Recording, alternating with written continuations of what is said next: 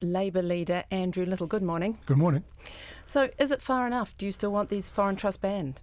I don't think the recommendations, good as they are in their current form, go far enough. I see no reason why the new information that is now going to be collected by IRD from those setting up these foreign trusts shouldn't be publicly available. I don't see why it should just be confined to government agencies, because it still leaves the problem for overseas tax authorities. They need to know what they're looking for. And secondly, I still see no reason why these trusts should not be taxed in the way that any other income generating entity in New Zealand is. Presumably, though, that's part of operating this sort of tax system. These trusts, they want some sort of security, so they don't want this information publicly available. There has been talk about some people, have legitimate reasons for operating these sorts of trusts. If you put all the information out there publicly, it could possibly put them at risk. The vast bulk of these trusts are run by very wealthy, very powerful people. There are not many who are, might be described as people who are vulnerable because of the political status they have in their home country.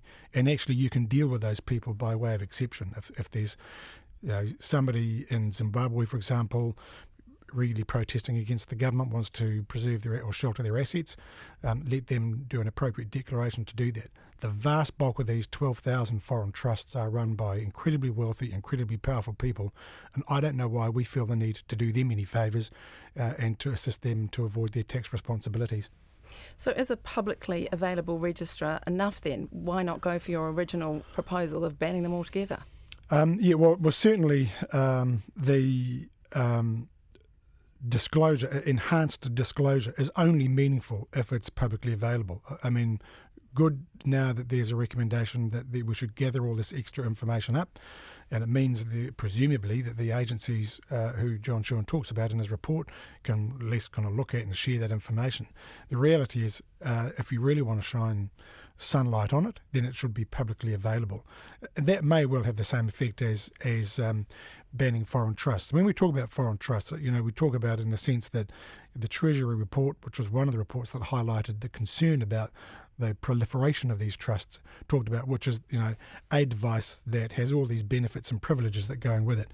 The idea that somebody from overseas could set up a normal trust the way any New Zealand citizen or resident could do, there's no problem with that. That might be described as a foreign trust too.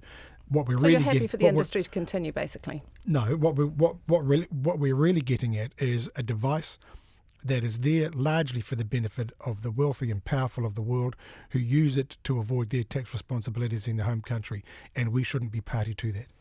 If we just move on to the situation in the UK and the Brexit vote. Obviously, we've been hearing a great deal about the Labour Party there and meltdown.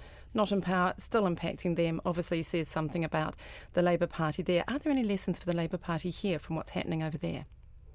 I think there are lessons from the whole referendum vote, for all parties and for the political establishment, which is that if you just consistently ignore or demean genuine concerns by many voters, and particularly over growing joblessness, people who can't afford to buy their own home, then don't expect when people get a chance to kind of register a protest against that they're not. So would you say the Labour Party over there has been ignoring the voters' concerns?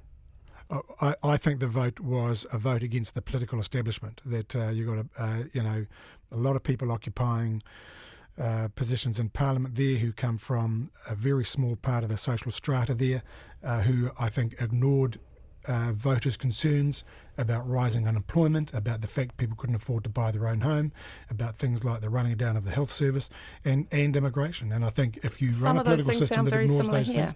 Jeremy Corbett overnight in Westminster has said that voters are feeling powerless and they no longer trust politicians to deliver. This seems to be something, a sentiment that seems to be sweeping the world. Is it current in New Zealand as well? Is it a similar situation here? You might say, I would say that, but yeah, we've got a political system that has failed to respect the fact that many New Zealanders now cannot afford to buy their own home. You've got a political system. You look at the tax issue. Lack of trust in politicians of all colours, though. You look at this tax issue. So John Key 2 months ago was saying there's absolutely no problem here. We have full disclosure. He was dragged kicking and screaming to have this review conducted. Now we've got a set of conclusions that completely contradicts what John Key said. He is still saying he's not being contradicted. That part of the political system that's quite a small is focus not of good, just the and moment, it undermines though. people's confidence in it. So the polls at the moment, they're not giving you a great deal of support either. Do you think this sense that politicians are not delivering is across the political spectrum? If you look at what's happening in the US, you look at what's happened in the UK just now, I think there is a real distaste for the political systems that simply fail to reflect people's genuine concerns. I am not going to stop campaigning on improving home ownership and improving the health system, having an education system that actually helps kids succeed rather than falling down the rankings that we are at the moment. That's my focus. I'm going to continue to do that because I know the people I mix with on a daily and weekly basis, those are the issues they're raising with me. Thank you very much for your time. That's a Labour leader, Andrew Little, who's in our Wellington studio.